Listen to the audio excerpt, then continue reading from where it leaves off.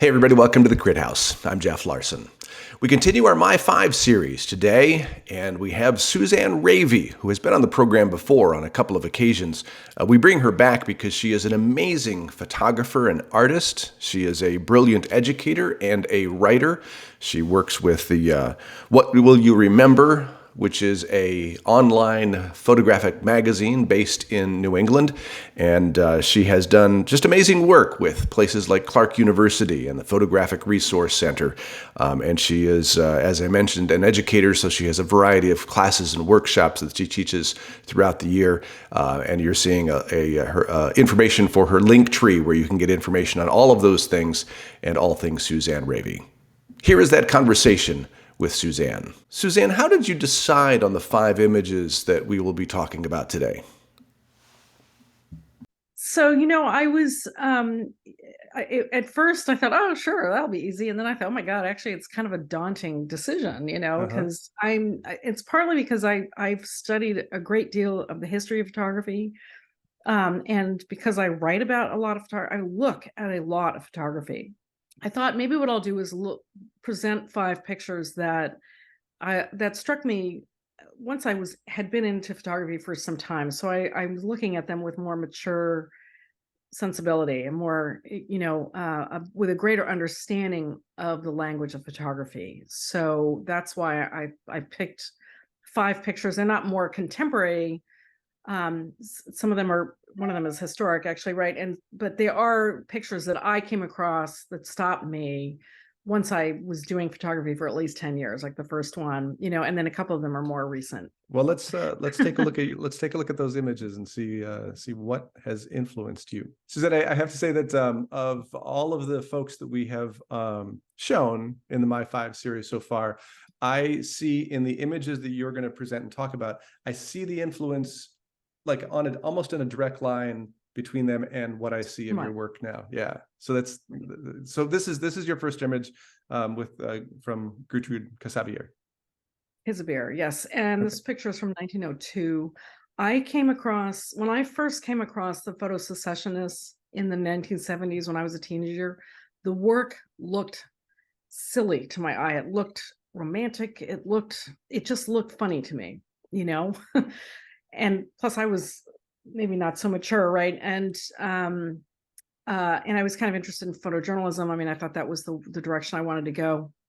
But then about in 1991, 92, something like that, there was a show of her work at the National Gallery of Art, and I was living down in DC at the time. And I suddenly, sort of seeing all of her work at one time, I suddenly realized, oh my God, yes, it's painterly, it's very much of its time, but the people she was photographing, the women that she photographed, the portraits she made, the children she was photographing, were all sort of engaged in life in a way that was really dynamic, and I suddenly thought, oh my God, she's so much better of a photographer than I gave her credit for, when I was young and dumb, if you will, and so so this picture, and also I didn't select any Sally Mann pictures for this, but I would say I came across Gertrude Käsebier and Sally Mann around the same time, and both of them had photographed children in a more natural setting. It's this little boy and looking towards the future, and he's bound to have a somewhat independent life, and obviously this road is his future. I mean, I think it's a metaphor for his future, and I've just always loved this picture. I love the gesture of the boy's body. I love his little haircut, So your second image, which is a little bit of an older image as well. Talk about this. Somewhat. I think this was taken in the early 80s. And Christine Osinski was a professor of mine at Pratt when I was there as an undergraduate. This is from a series called Summer Days, Staten Island. And she had moved to Staten Island, and she taught like non-silver processes. That's what I learned from her, some platinum printing. She was a really, really wonderful darkroom technician, but she had moved out to Staten Island. I think it was less expensive, and a lot of artists were getting priced out of Manhattan at that time. Yeah.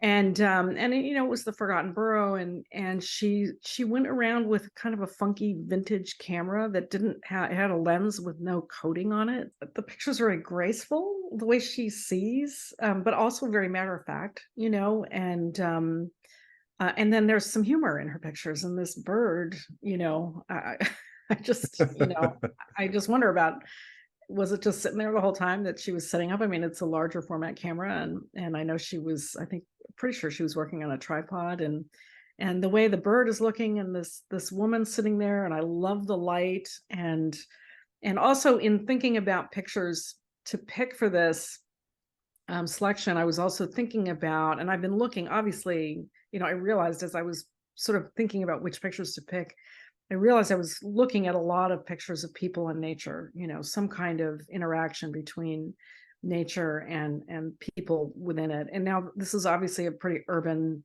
park, it's not the woods or something far away, but clearly it's still nature, I mean, it's a little bit, it's got a little edge to it, the grass is a little dying in certain places, and yet it's just, I mean, the picture moves me. Well, let's go to number 3. This is Debbie Fleming Caffery. Yes. So I came across her work, I think around 2005, 2006 timeframe. So I came across this, and there was something about those 3 figures. And they're mirrored. And, when I discovered that there's a little lizard on the torn window shade at the top of the frame. Oh, I didn't see that. That's fantastic. You see that lizard? Yeah, I see it. Yeah.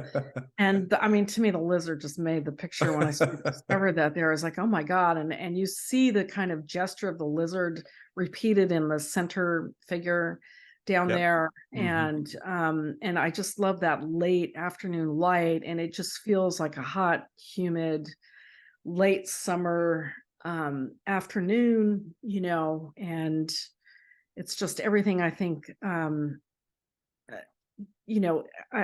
did not grow up in a place with late hazy summer afternoons. I grew up in California, and so we didn't really swim in places like this, but it still evokes something about late summer evenings to me, and so that's what I think I really love about this picture. I love her work. She was a great teacher too. If anybody wants to take a workshop from her, well, I will say, I had never heard of her before this. Starting the MyFIVE series, and during the MyFIVE series, we've now had 2 people who I respect greatly take her images as being part of their MyFIVE. So you're the second. Oh, one. really? Oh, really? Yeah. Okay. Same picture or different picture? No, it's a different picture. Bill Franson highlighted here. He had taken a workshop with her. I think he said it was at Woodstock or something, somewhere like that. But so you're number 5 and 4. And these are the next 2 images that I can see directly in the work that you've recently been doing in your landscapes. This picture, I don't remember exactly when I came across it, but it just stopped me. I thought, oh my God, I wish I'd taken that. Although I think I don't want to say a constructed picture, but I do have a feeling she was interacting with these people. I'm not sure she just came across the scene, but I could be wrong. She recently published a book called Barehanded, and she was photographing a lot of small farms, a lot of agriculture. And this is in that book. And a lot of the ways in which she was photographing these people that were kind of using their hands to like do things like shear sheep or just the work that you do on a farm. And all of it has this kind of reverential feeling, like what they're doing is God's work or spiritual work, or, more than just feeding ourselves, with this work and taking care of the land. And this picture sort of feels like the day of rest, right? After the work or between, and it does have this kind of Adam and Eve, obviously the apple, which he is eating. Tree, although Eve also looks a little bit like the serpent with her hand coming down. Yeah. I love how the gesture of the hand mirrors. There's a branch on the left-hand side that sort of mirrors the gesture of the hand, which also mirrors the male figure down there who's holding the apple. Like it gets picked up again in his hand, these 3 hands, and it's a serene scene. But of course, it always makes me think about, knowledge, the apple of knowledge, right? And of course, the Adam and Eve, everybody's all angry with Eve for eating the apple, but I would point out Adam did too. And at the end of the day, is knowledge something that helps or not? I think it's a good thing actually that she did. But but this serene kind of scene mixed with all of that kind of metaphor that's in there. I just could look at this picture all day long. I mean, Barbara Bosworth is your number 5 image. Obviously I learned of Barbara Bosworth's work at some point after I moved to Massachusetts, and I was never a big landscape fan. I was not. You've changed. It just wasn't my thing, right? And then I came across Barbara Bosworth's work, and I was like, well, wait a minute. Why do I like this? And I think there's a lot of color landscape, particularly color landscape photography, that is what I would call postcard. I don't even think it's bad photography. I just think it's kind of ordinary. And for whatever reason, Barbara Bosworth infuses in her pictures something a little bit more personal, or I don't know what it is, but that gets the old idea of punctum, something's piercing me about this picture. I do love that there's a sense of a human presence without there being a human figure. So you see mean in the footsteps? Yeah, the footsteps and it's an early morning frost picture, which I actually love, like those first few mornings in the year when we get frost in New England like this. You can just feel it, and I think I just think part of what I really like about her work is that these landscapes are not, it's a beautiful landscape, but it's not like the extraordinary, it's not the Grand Canyon. I think she's made something extraordinarily beautiful with it. It's elevated. And I think kind of engaging with landscapes like this that are maybe more subtle is maybe the strength of the work. Well, Suzanne, listen, it's lovely to see those images that have influenced you as a photographer. For all of you watching, if you are interested in participating on the Crit House, what I would do is encourage you to take your 5 images, the images that have influenced you as a photographer, no matter where you are in the process, from beginner on through to somebody at Suzanne's level, or anybody else who's participated here in the program. Post them on Instagram with the hashtag MyFIVE, and then tag us at the Crit House, and perhaps we'll have you on the program as well. Suzanne Révy, it's been just a pleasure talking to you again. Thanks for showing your 5 images. Thank you. Thank you. And thank you all for watching the Crit House.